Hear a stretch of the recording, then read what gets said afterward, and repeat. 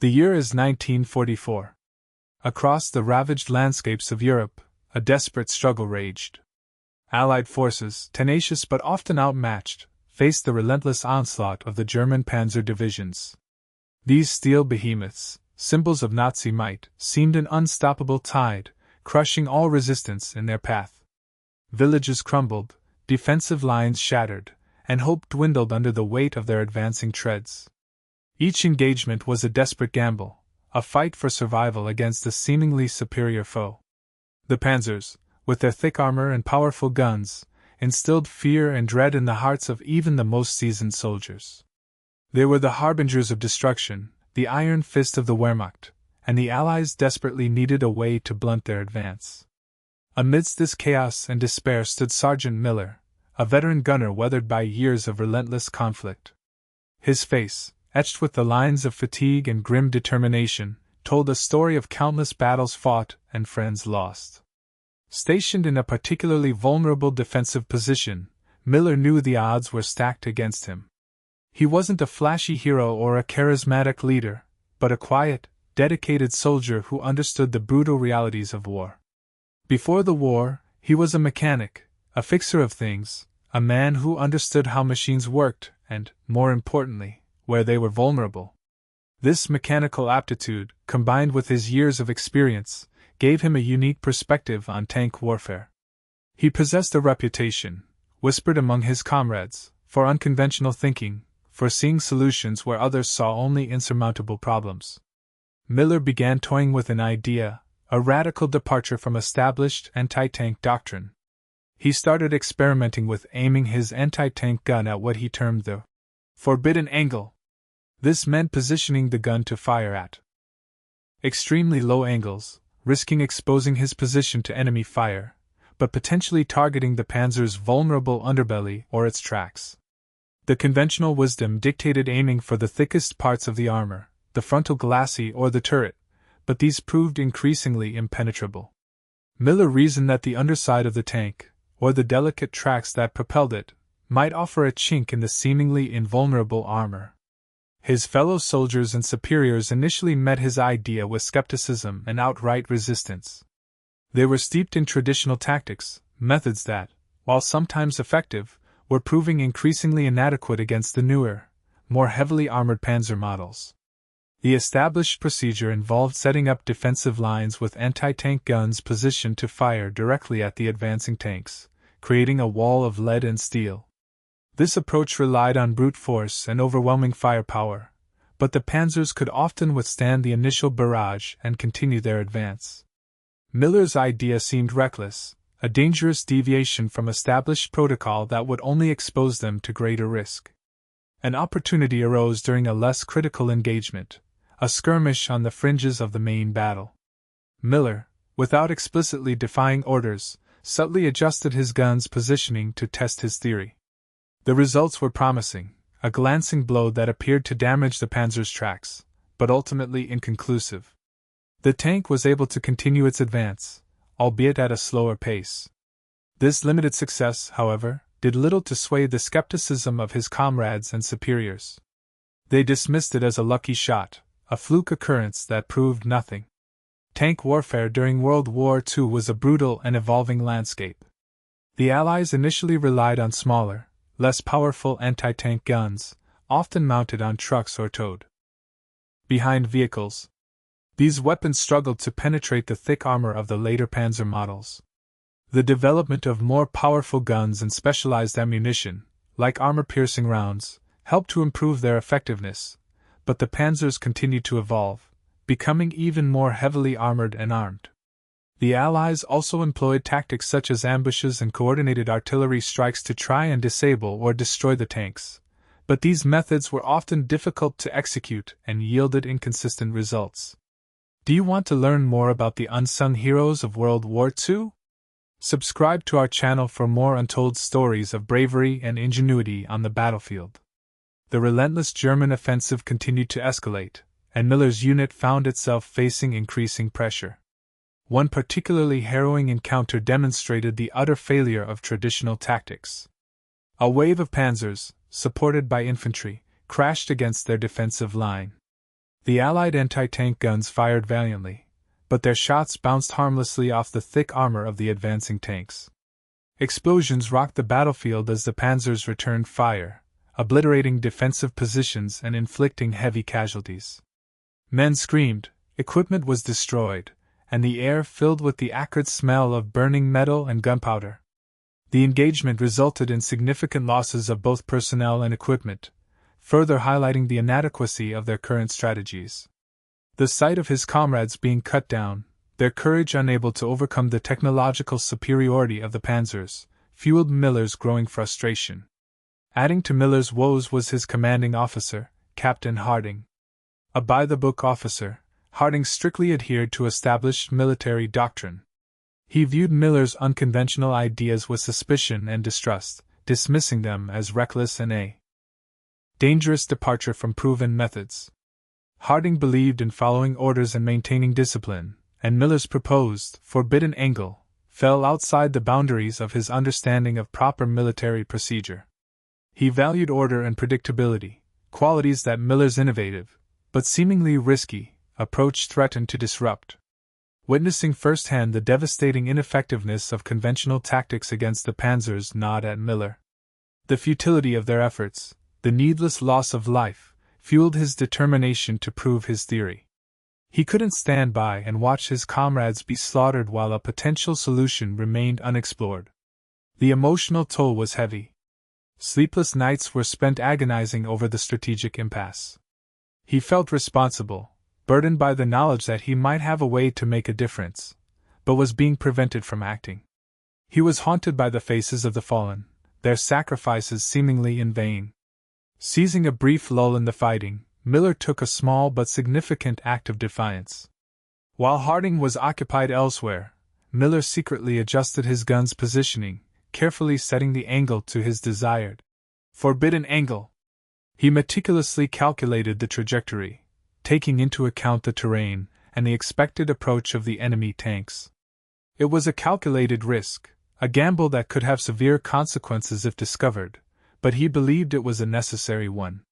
He felt a surge of adrenaline as he finalized the adjustments, a sense of anticipation mixed with trepidation. He was ready to put his theory to the test, regardless of the potential repercussions. Another, smaller attack presented Miller with the perfect opportunity to test his adjusted gun position. A lone panzer, detached from the main force, advanced towards their sector. Miller, against explicit orders to hold his fire until the tank was within a certain range, took aim. He fired at the forbidden angle, targeting the panzer's tracks. The shot connected with a resounding clang. The panzer shuddered violently, its tracks snapping and grinding to a halt. The tank was disabled, immobilized, and vulnerable. While the success was undeniable, it was quickly downplayed by the other soldiers. They attributed it to luck, a fortunate coincidence rather than a validation of Miller's theory. The forbidden angle exploited a fundamental weakness in the panzer's design. By firing at a low angle, Miller aimed to hit the tracks, which were relatively thinly armored and crucial to the tank's mobility. A well-placed shot could sever the tracks, rendering the tank immobile and an easy target for other weapons. Alternatively, firing at the underbelly of the tank could penetrate the thinner armor plating, damaging internal components and potentially disabling the engine or setting off ammunition. This created a significantly higher chance for a critical hit, turning the panzer's strength into a vulnerability. The tension within the unit continued to build.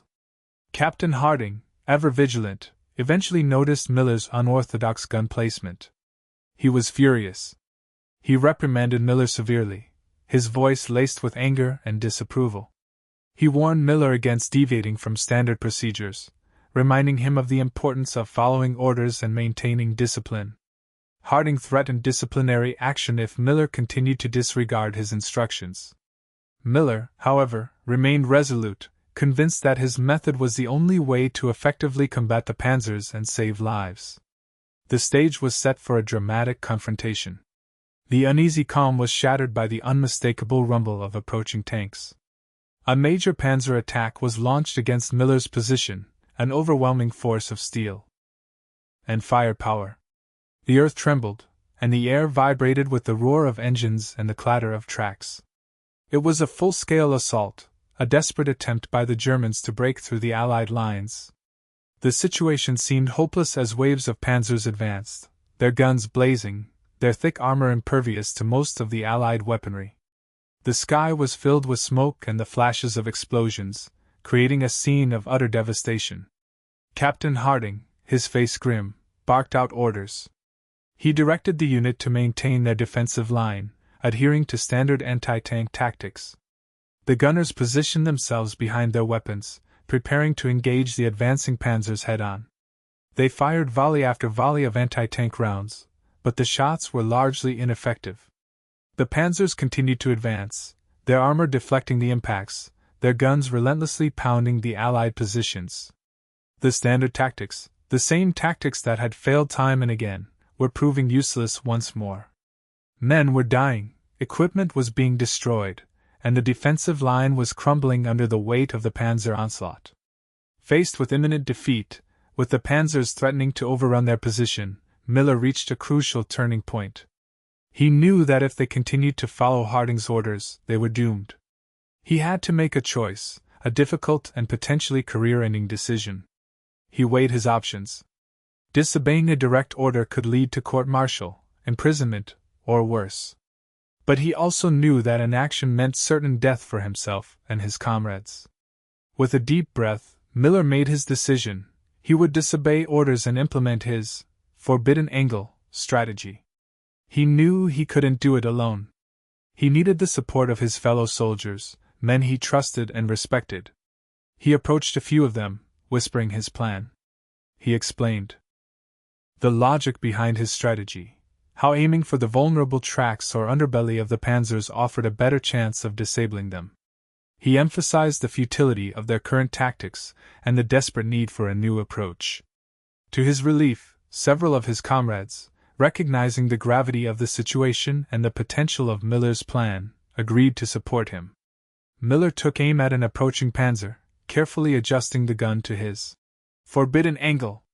His heart pounded in his chest as he lined up the shot, knowing that everything depended on this moment. He took a deep breath, exhaled slowly, and squeezed the trigger. The gun roared, and the anti-tank round hurtled towards its target. The shot hit its mark, striking the panzer's tracks with a deafening crash.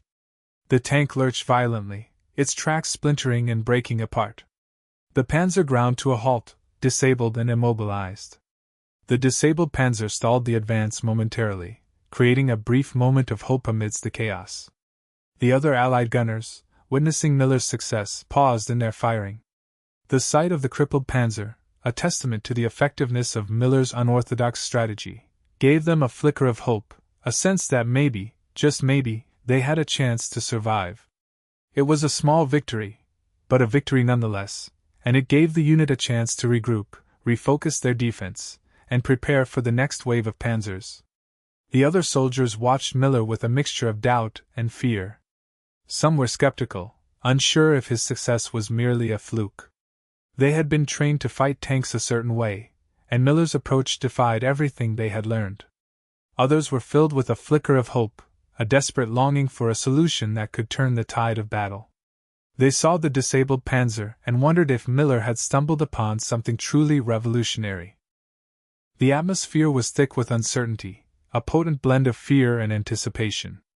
Miller's decision to disobey orders was a momentous one, fraught with peril.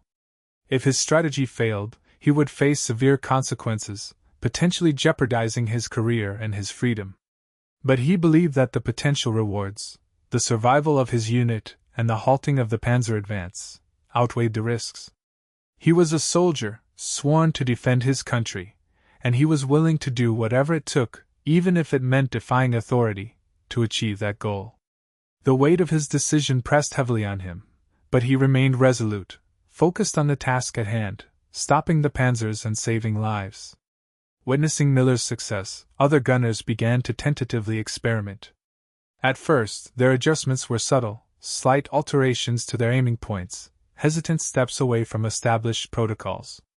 But as they saw more panzers falter, their confidence grew.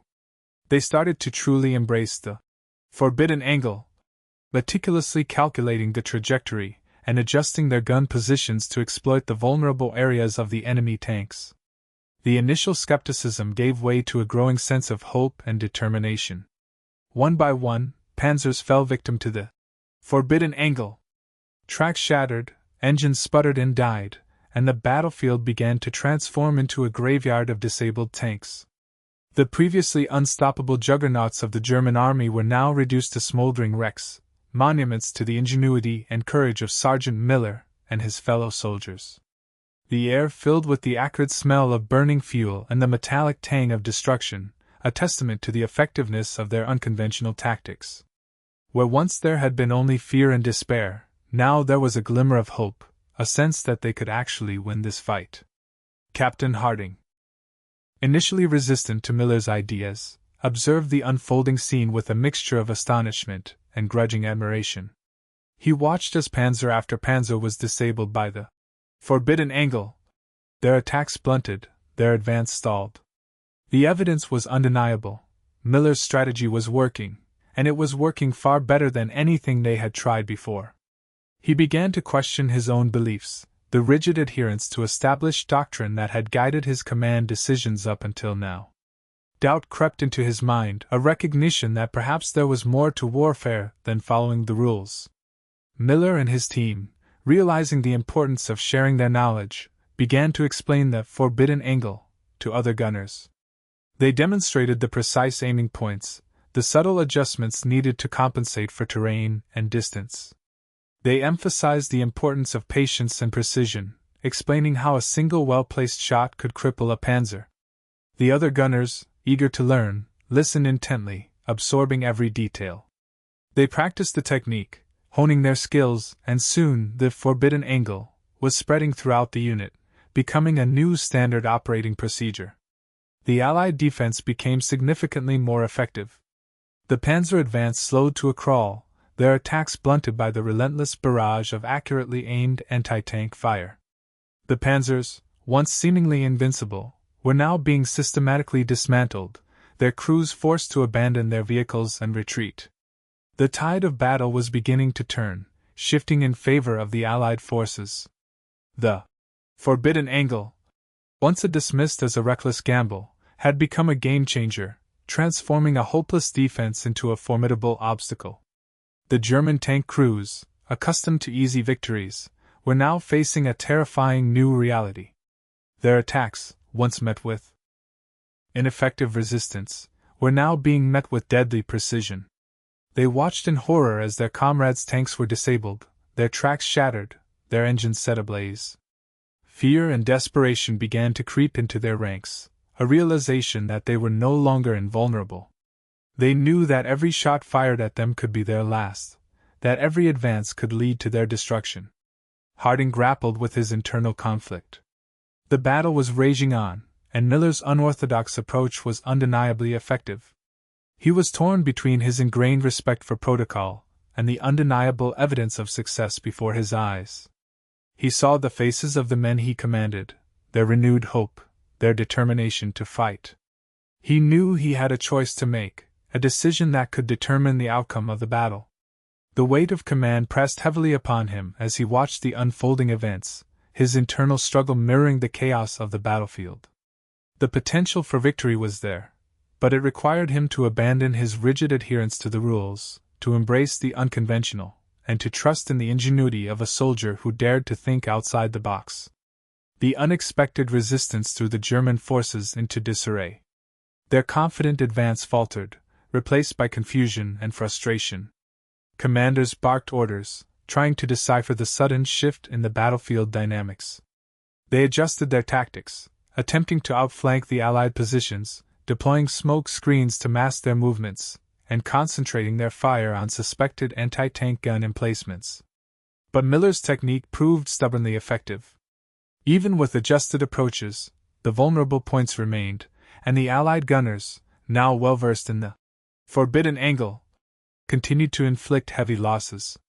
The panzers lumbered forward, targets in a deadly shooting gallery. The German commanders quickly recognized the source of their woes. Intelligence reports, hastily gathered from reconnaissance units and surviving tank crews, pointed to a specific position as the epicenter of the unexpected resistance. Sergeant Miller, the gunner who dared to challenge established doctrine, was identified as the key threat. Orders were issued: neutralize Miller's position at all costs. Concentrated artillery fire and coordinated panzer attacks were directed towards his sector. The Germans were determined to silence the forbidden angle and restore their offensive momentum. Miller and his team found themselves under intense pressure. Shells rained down around them, sending up geysers of earth and shrapnel. The air was thick with smoke and the stench of explosives. Panzers, their guns blazing, advanced relentlessly, targeting their position with unwavering accuracy. Close calls became the norm. Shells landed mere feet away, showering them with debris. Tank rounds whizzed past their heads, the concussive force shaking them to their core. One near miss tore a gaping hole in the sandbags that protected their gun, exposing them to enemy fire. Each moment was a desperate struggle for survival. Despite the overwhelming odds, Miller remained calm and focused. His leadership, his unwavering determination, inspired his fellow soldiers to fight on. He barked out instructions, directing their fire, adjusting their aiming points, and encouraging them to stay focused. He reminded them of the importance of their mission, of the lives that depended on their success. He shared his own unwavering belief that they could win, that they could stop the panzers and protect their comrades. His courage was infectious, bolstering their spirits and renewing their resolve. The moment arrived when Captain Harding, having wrestled with his doubts, publicly threw his weight behind Miller's strategy. He addressed the entire unit, acknowledging the effectiveness of the forbidden angle and urging everyone to adopt it. He admitted his initial skepticism, confessing that he had been wrong to dismiss Miller's ideas. He praised Miller's ingenuity and bravery, recognizing his crucial role in turning the tide of battle. His words resonated with the soldiers, bolstering their confidence and solidifying their commitment to the new tactics. Harding's public endorsement transformed the forbidden angle from a rogue tactic into a sanctioned strategy, uniting the unit under a common purpose. Pinpointing the exact angle required to exploit a panzer's weak spots demanded more than just luck, it required ingenuity. Miller understood that each panzer was different, each engagement unique. The angle of approach, the terrain, the distance, all these factors had to be taken into account.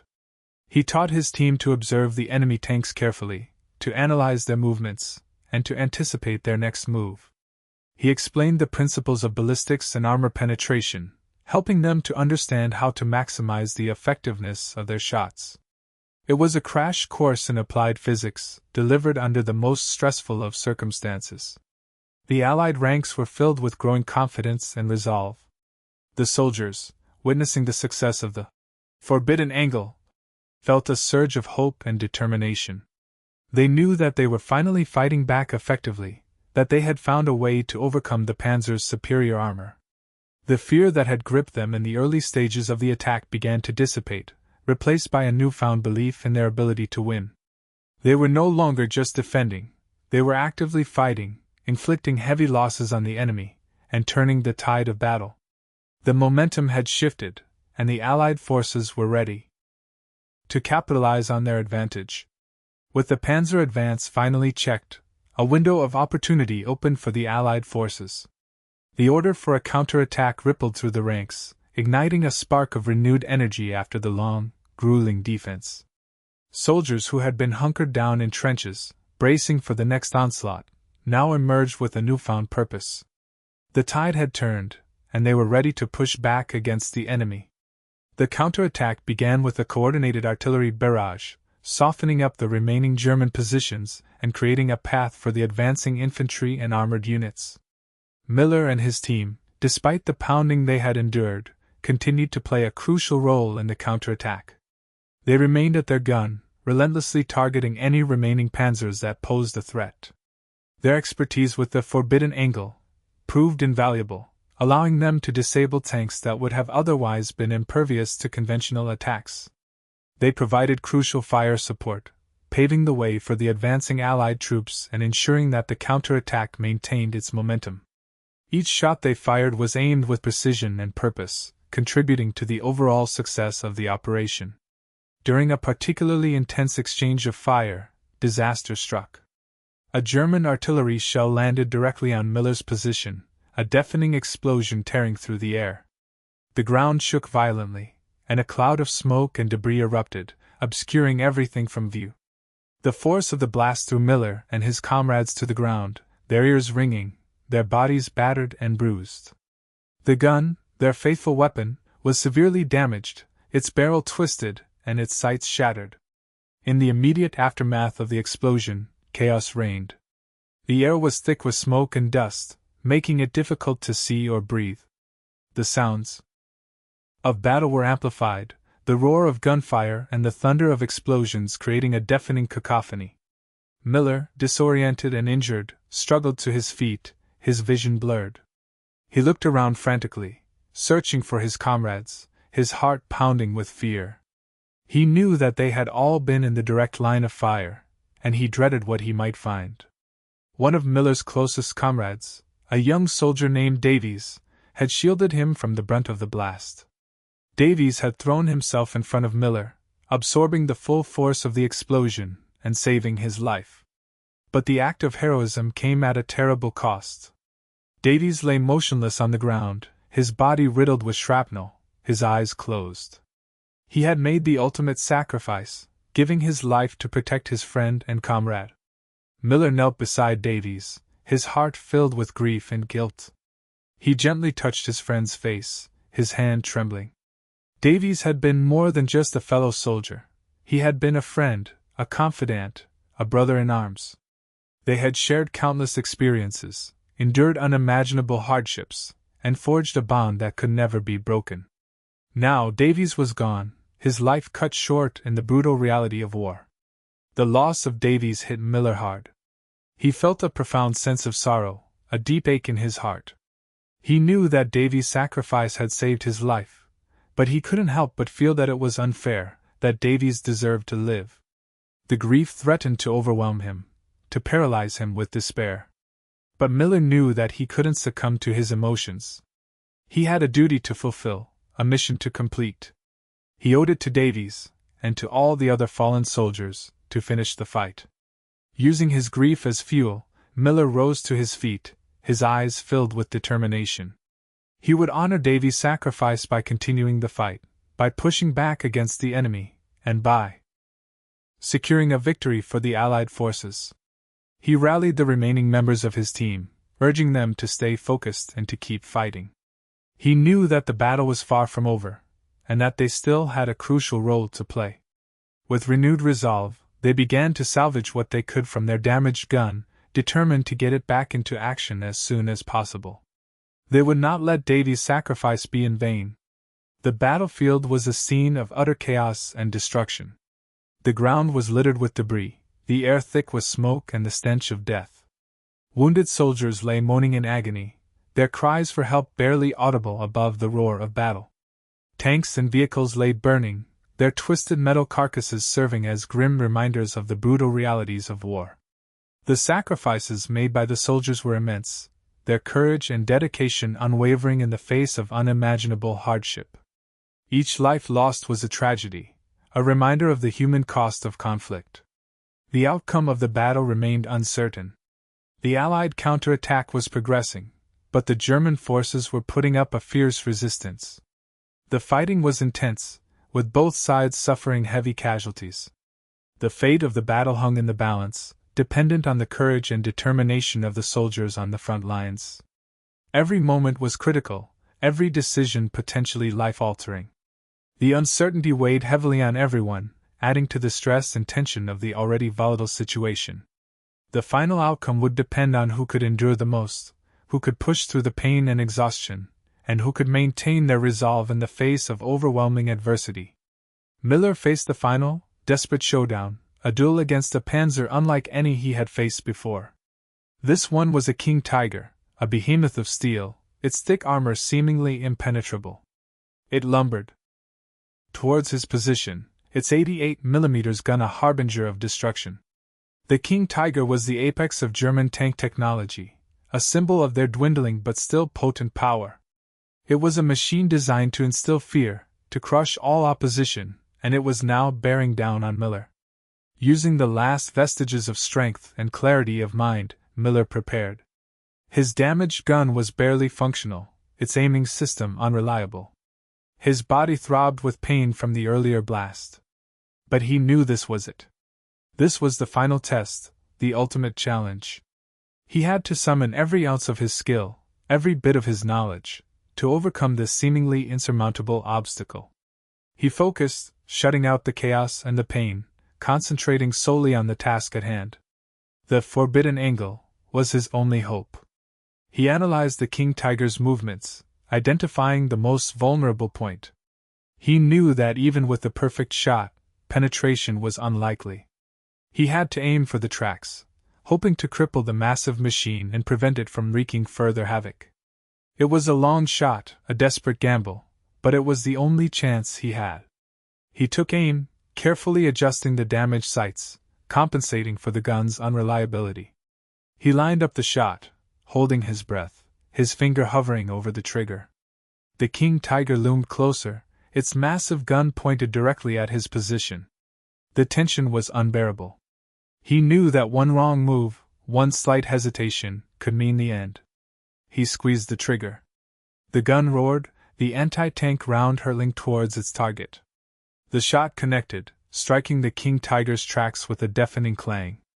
The massive tank shuddered violently, its tracks buckling and snapping. The king tiger lurched to a halt, its engine sputtering and dying. The seemingly invincible machine was crippled, its reign of terror brought to an end. The German offensive collapsed. With their most powerful tank disabled, the remaining German forces lost their will to fight. The Allied counterattack surged forward, pushing back the enemy and securing a decisive victory. The tide had completely turned. The battlefield, once a scene of despair and defeat, was now filled with a sense of hope and elation. Miller, exhausted and wounded, slumped against the remains of his gun. He had done it. He had defied the odds, overcome the seemingly insurmountable challenges, and helped to secure a crucial victory. But his triumph came at a cost. He had lost friends, endured unimaginable hardships, and pushed himself to the brink of exhaustion. He was wounded, his body battered and bruised, but he was alive.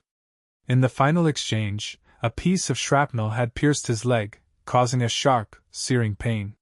He ignored it, focusing on the overall victory. As the Allied forces surged forward, securing the area, medics rushed to his side, tending to his wounds. He was weak, but he was alive.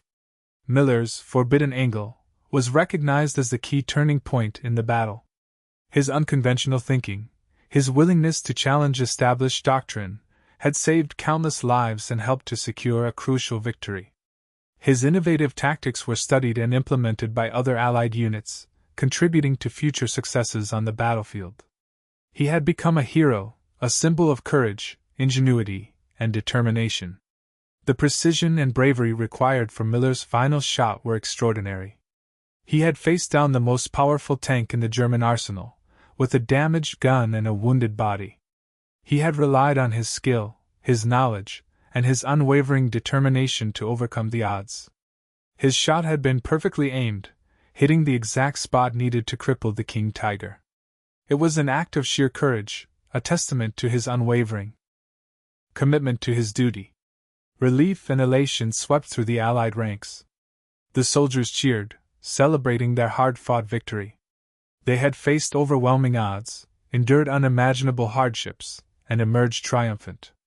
They had pushed back against the enemy, secured their position, and turned the tide of battle. The feeling of relief was palpable, a sense that the worst was over, that they had survived. The battle was won, the landscape scarred, a testament to the ferocity of the conflict. Victory, however, was bittersweet. The cost had been immense, etched into the faces of the survivors and the empty spaces where comrades once stood. Miller, despite his wounds, was hailed as a hero. Soldiers clapped him on the back, their faces beaming with gratitude. Officers saluted him, their respect evident in their eyes. He had become a symbol of hope, a beacon of ingenuity in a dark and desperate time. News of Miller's bravery and his innovative tactics spread rapidly through the ranks. He was summoned to headquarters, where he was commended for his exceptional service and his unwavering dedication to duty. Generals praised his unconventional thinking, recognizing the significant impact of the forbidden angle on the outcome of the battle. He was nominated for several prestigious awards, including the Medal of Honor, the highest military decoration for valor. Miller received numerous awards and commendations for his bravery and ingenuity. He was presented with medals, ribbons, and certificates, each a symbol of his extraordinary service. He stood proudly as the citations were read aloud, his heart filled with a mix of pride and humility. He knew that he had played a crucial role in the victory, but he also recognized that he was just one of many who had fought bravely and selflessly. The legacy of the forbidden angle extended far beyond the immediate battlefield. Miller's tactics were studied and implemented by Allied forces throughout the war. Training manuals were revised, incorporating the principles of aiming for the vulnerable areas of enemy tanks. Gun crews were instructed on the proper techniques for adjusting their gun positions and calculating the optimal angles of attack. The forbidden angle became a standard operating procedure, contributing to future Allied victories and subsequent engagements. The war raged on, its insatiable appetite for destruction undiminished. But Miller's contribution had made a difference, saving countless lives and altering the course of battle. His name was whispered with reverence among the soldiers, a reminder that even in the face of overwhelming odds, ingenuity and courage could prevail. The impact of his actions resonated throughout the Allied ranks, inspiring others to think creatively and to challenge established norms. Miller never fully recovered from his wounds. The shrapnel in his leg left him with a permanent limp, a constant reminder of the battle he had fought and the sacrifices he had made. The psychological scars of war were even deeper, etched into his soul. He was haunted by the memories of the fallen, the faces of the men he had fought alongside, the sounds of explosions and gunfire. The trauma of war lingered, a constant companion in his waking hours and a recurring nightmare in his sleep. Despite his physical and emotional pain, Miller remained committed to his duty. He continued to serve in the military, sharing his knowledge and experience with other soldiers. He became an instructor, teaching the principles of the forbidden angle and inspiring others to think outside the box. He was a mentor, guiding young soldiers and helping them to develop the skills and courage they needed to survive on the battlefield. The war eventually came to an end, but the memories of the conflict remained vivid in the minds of those who had fought. The sacrifices made by Miller and his fellow soldiers were never forgotten. Their courage, their determination, and their unconventional thinking had played a crucial role in securing victory and preserving freedom. The world owed them a debt of gratitude that could never be fully repaid. As we reflect on the events of World War II, it is important to remember the human cost of war. The soldiers who fought on the front lines endured unimaginable hardships, facing death and destruction on a daily basis. They sacrificed their youth, their health, and their lives in the service of their country. Their courage, their resilience, and their unwavering commitment to duty are a testament to the strength of the human spirit. We must never forget their sacrifices. We must honor their memory by working to create a more peaceful and just world, a world where such conflicts are no longer necessary. We must learn from the mistakes of the past and strive to build a better future for all. The legacy of World War II serves as a reminder of the importance of courage, determination, and unconventional thinking in the face of adversity. It is a story of heroism, sacrifice, and the enduring power of the human spirit. Let us show respect to those who fought in the war, who served our countries, who defended the world and ensured the freedom that we have today.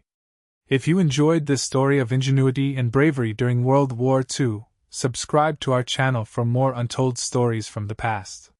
You might also like our video about the unsung heroes of the Battle of the Bulge. Thank you for watching.